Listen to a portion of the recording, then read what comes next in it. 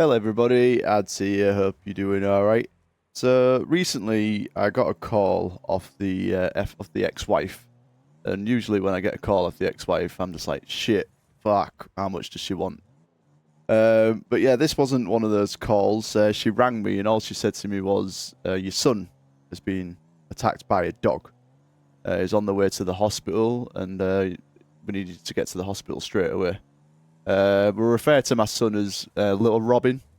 He's not so little now, he's like 14, but yeah, we refer to him in this video as Little Robin. So yeah, Little Robin had been attacked by a dog and he was on the way to the hospital. And that's all she said. She hung up. And I was like, fuck. So in my head, I mean, I'm just like, he's been disfigured. Like, what the fuck? Like, is he critical? Has he got him in the neck? I was like, fucking hell, what's going on? Yeah, but then I don't know if this relates like with men, I always seem like I'm prepared for situations like this. Like I'm always like dormant. Like if something kicks off, I'm like ready to deal with whatever needs to be dealt with. So I go into this like different mode. Like in my head, I'm thinking all these things, but I'm just like getting on with what I need to do. So I'm like, right, I need to fucking get there. I need to get to the hospital. Yeah, in my head, I'm like preparing for the worst. Like all she said is being like attacked by a dog, and I'm just thinking of all the attacks that I've heard of in my life where they've got disfigured or like they've had the face torn off, or they've got them in the jugular. I'm like, fuck, what? So I'm like, yeah. So I get on the phone to my sister straight away. My sister comes straight down and takes me to the hospital. But yeah, like I said, I'm in my head, like I'm just preparing for the worst. Like we're on the way to the hospital. It's about a 15-minute drive, and I'm thinking of all the bad things that could happen when I get there. And also in my head, I'm having like some sort of like Rocky IV like training montage, but instead of going like toe to toe with Ivan Drago, I'm going toe to toe with a Staffordshire Bull Terrier. That was a type of dog that went for Little Robin, Staffordshire Bull Terrier. Like the little, I think they're like medium-sized dogs, but they've got like big old heads and a big old bite, and that didn't help the thoughts going through my head when I was on the way. Yeah, my sister picked me up, and yeah, she was lovely. She was trying to talk to me, bless her, when we was on the way. I was just like sat there in silence, just thinking, what am I gonna walk into? So yeah, we got to the hospital. I was pretty calm when I got there.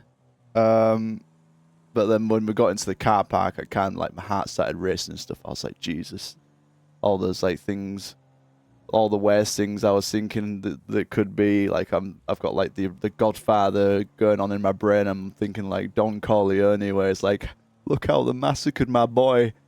It's like fucking hell. It was all going on in my head. And then we walked in, and thank the gods, he had been attacked by a dog, but it was nowhere near as bad as the ex-wife made out, or what was good, well, as I thought. What I thought it was going to be. He had been attacked. He's going to have a decent scar on his cheek. Well, I say it's not as bad as I thought. It was as bad as I thought. He got attacked by a dog, but he managed to have the reflexes to pull away before it went to town on his face, basically. So yeah, praise the Lord. I'm not really religious, but in these moments, I don't know.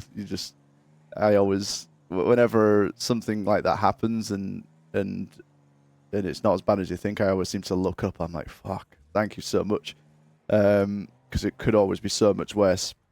And then, yeah, so we get there. Like I talked to my son and that, and he's all right. He doesn't seem shaken up or anything. He's got a bit of a bandage on his face. My ex-wife is there, and then obviously with hospitals comes the waiting times. Like we think he's gonna need to get like a tetanus jab.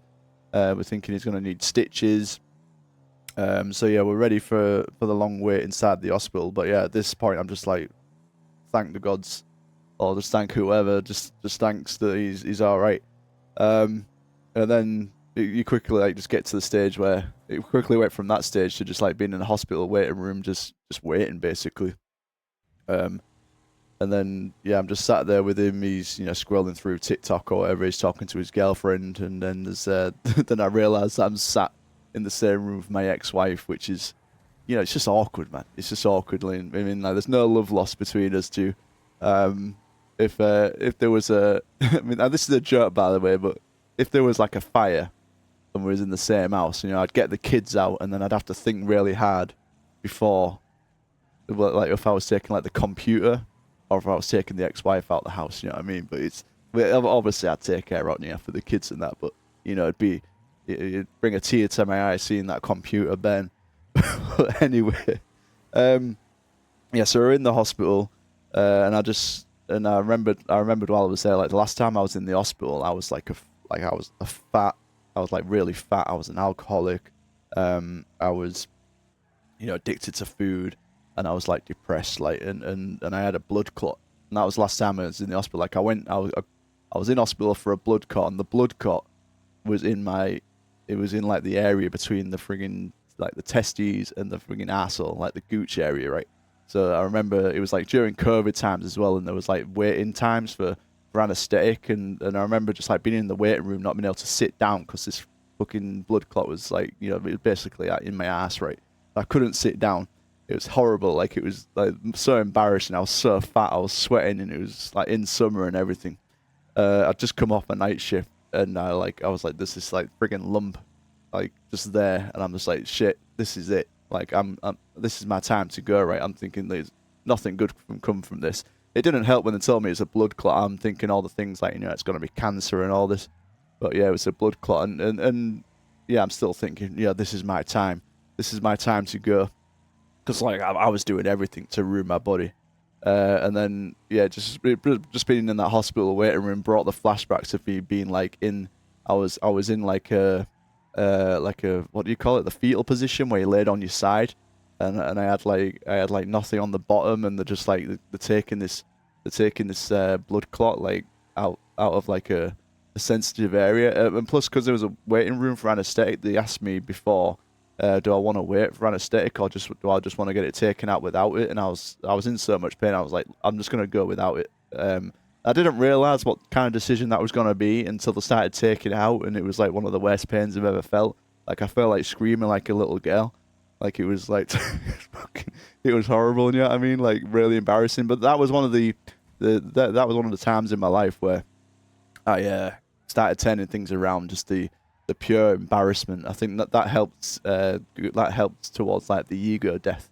You know what I mean? Like being sat naked and fat and just like just depressed, like in a hospital bed with your ass out, while like nurses and doctors start hacking away like at the area to get out a blood clot. Like it doesn't do a lot for all your inhibitions, and it like kind of helps me to push on and make a better life for myself. You know what I mean? It was one of the many things that helped in my life. But yeah, being in that waiting room just reminded me of this time. Um, yeah, and yeah, just after that, you're just still waiting. Like you have like those flashbacks and stuff, and you're still waiting. And I just remember like the awkwardness of being with my ex-wife, but also just like the strange conversations. Well, not strange conversations. Like she was just having like normal everyday conversations with my son, and I just remember like the weird feeling that I had because it's been like 2.5 years since I lived with my kids and my ex-wife, and obviously I was with her for like 15 years. So like we shared everything. Like we shared a house. Like we shared the kids. Like all the routine and everything. Like taking the kids to school, like work and everything, and all like the mundane conversations you have. You're always having them like every day, all the time. I just remember like finding it really weird. Her talking about a life that I'm not in anymore. Not that I'd ever want to be there again, like living with them. Like if I could be a fly on the wall and see the kids and everything every day, but never have an interaction with my ex-wife, that'd be perfect, right? But yeah, I just remember finding it really weird, just hearing these conversations, like they just like, how was school, like what's for tea, weird stuff like that. I just remember hearing these conversations and thinking it was weird, that I'm not a part of that anymore. Like I see my kids, like I see my kids during the week, in between work, and I have them like on weekends when I'm not working. But yeah, I'm not there all the time. So yeah, just hearing stuff like that, you know, it was weird. It wasn't like sad or anything. I just found it weird. Um, so yeah, we're still waiting. We're still waiting. And then I just go into full dad mode, you know. I'm just like, you know, looking around. I'm seeing if there's any like, you know, like tasty looking nurses around, like being a little like weird, weird dad. And I'm like, when I see one, like I give the shoulder to my son, and then I'm like, you know, look over there, and he's like getting all embarrassed and shit, and my ex-wife is, you know, rolling her eyes and stuff. But yeah, and then I end up looking for coffee and just, you know, being bored. And then finally we get called into the waiting room, and this is like where like I started. This is where like the whole situation kind of gave me a big lesson, because we got into the room where he was being seen by the doctors and the nurses and stuff, and it was actually a room where he was as a child, like as a toddler. It's the exact same room. It had the exact same decorations and everything. My son had a lot of troubles, like little Robin. He had a lot of troubles when he was a baby. Like he used to have fits and stuff, and you know, he used to like stop breathing while he was sleeping. Like it was a crazy time when he was younger. We used to keep taking him to the hospital during the night and stuff. And this was the room that we went to many times, and we had a few pictures. There's a few pictures that we've got that I've looked at recently of him being sat there as a tiny little Robin. Um, yeah, that was a rough time, man. Just like there was moments where he was just we thought he was gonna like die in his sleep and stuff just all the time. I remember just I used to do night shifts, and we just worried all the time that I'm gonna get a call off the wife at the time, that he's just like died in his sleep, because he just like kept like stopped breathing, having these convulsion fits and stuff.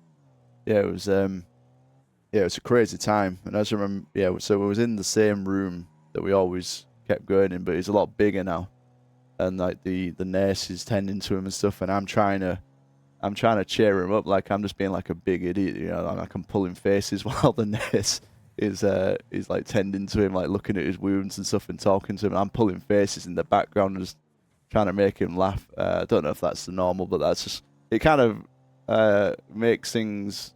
That's just how I cope with it myself, and I try and. The hospitals are not a nice place in the first place, like, and I'm just trying to cheer him up, just trying to brighten up the situation. Because every time recently that I've been in the hospital, I've always been on my own. But yeah, and I know that he's just a 14-year-old little Robin, you know, and he's just been attacked by a dog, and he's like probably worried. He's not really showing it. He's trying to be all cool about it. Yeah, he's probably worried, you know, and yeah, I'm just trying to make the best of it, just pulling faces and that, being an idiot. But yeah, the moment that got me was when the nurse said to him that he was really lucky to be alive. Like when he explained the situation and that he'd pulled away, and while the dog was like so the dog like lunged for his face while he was just sat on the couch, right? Just lunged for his face. It was his girlfriend's dog. He was just sat there, and then it just lunged for his face, and he had the reflexes to pull away before it absolutely like went to town on little Robin, you know. And yeah, that kind of got to him. Like his eyes started glazing over when she said he was lucky to be alive, and he was like, he just looked at me with his eyes glazed over, and he was like, "I could have died." And I was like, "Yeah, man, yeah, yeah, you could have died." And we just like looked at each other. I had this like, we both had this, you know, can't really describe it. We were just like appreciating that, you know, we're both there, and he's not dead, you know, and he's not dying, and he is alive. But for me, I was just thinking, damn, little Robin, like 14 years old, he's not so little anymore. Got this whole life that he wants to lead, you know. He's got dreams, he's got aspirations, he's got a girlfriend that he wants to see. He's got hobbies, he's got things he wants to do with his life. And it all could have disappeared in one moment. And the realization on his face, and when I saw that, it was like, damn. He's I think when you're a dad, like you always kind of see your kids as babies, you know. And I guess it's like moments like these where they just grow up right before your eyes. Um, yeah, it was deep, man, deep. It was, um, but it was. I think it was a lesson learned just from everyone, really, and just the whole situation. I know that like I explained like like hospitals are boring, and I said about my ex-wife and stuff. But just situations like that. I mean, like hopefully they are rare, but they do help you to appreciate what you have in life. And like I said, there's no love lost between me and my ex-wife, but I'm just so thankful that we was all there for our little Robin, you know. And I've got 2 kids with her, and you know I'll always be thankful for my children from that relationship. And I love my children to bits. They're everything to me, the little Robins. But yeah, just when everyone just coming together, and, you know, my sister picking me up, and you know us being there for our son. It you know it meant a lot. Like it just I've learnt a lot from that. You know, no, I think it's good that that despite us being apart, when something like that happens with our kid, we'll always come together because that's something that we made together. You know, is the little boy. Um. So yeah, it's obviously wish it never happened. Like the feelings that come from it.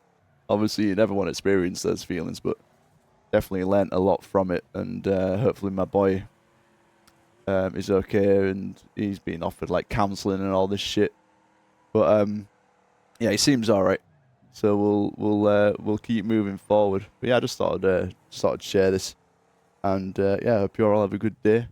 Little Robin's okay, by the way. He's gonna have a nice scar and that. And he said it's gonna be cool, like to have a cool scar on his face when he tells the story of being attacked by a dog. But yeah, he's all right. But yeah, I just thought it was an experience that I'd like to share. Sorry if it sounded a bit jumbled up and that, but yeah, all the best to you guys. I'll see you in the next one. Bye bye.